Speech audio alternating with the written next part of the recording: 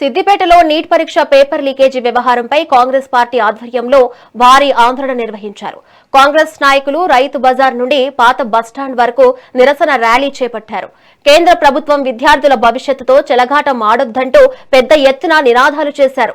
Paper లీకేజీకి కారణమైన బాధ్యులపై కఠిన చర్యలు తీసుకోవాలని కాంగ్రెస్ నాయకులు డిమాండ్ చేశారు.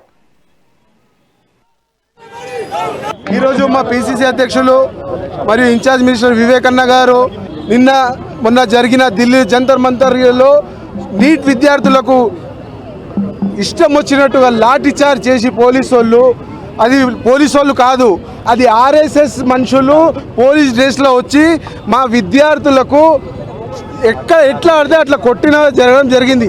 దానికి నిరసనంగా ఈరోజు విద్యార్థులతో పాటు మేము ఆ విద్యార్థి సంఘాలకు విద్యార్థి చేసిన ధర్నా వాళ్లకు మేము మద్దతుగా ఈరోజు సిద్దిపేటలో ర్యాలీ చేయడం జరుగుతుంది.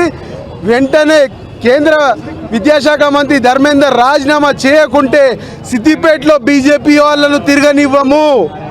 మోడీకి ఏం తెలుసు విద్యార్థులది, మోడీకి ఏం తెలుసు పిల్లల భవిష్యత్తు ఎలా ఉంటుంది, పిల్లలు కంటే కదా తెలిసేది మోడీకి పిల్లలు కనే యోచన లేదు. కాబట్టి విద్యార్థులకు పిల్లల సమస్య ఏం తెలిసి వస్తుంది? దయచేసి ఇప్పుడైనా చెప్తున్నా, కేంద్ర మంత్రి రాజీనామా చేయకుంటే రేపటి నుంచి బీజేపీ కార్యాలయాలు మరి బీజేపీ వాళ్ళ ఇల్లు ముట్టడి చేయడం జరుగుతుంది. మా విద్యార్థులకు ఇక నుంచి లాఠీ అని దెబ్బ వింటే మాత్రం అదే లాఠీలు ఇదే బీజేపీ నాయకుల మీద మేము దౌర్జన్యంగా మేము చేస్తామని మీకు ఈ ముఖంగా తెలియజేస్తున్నాం. ఈరోజు మా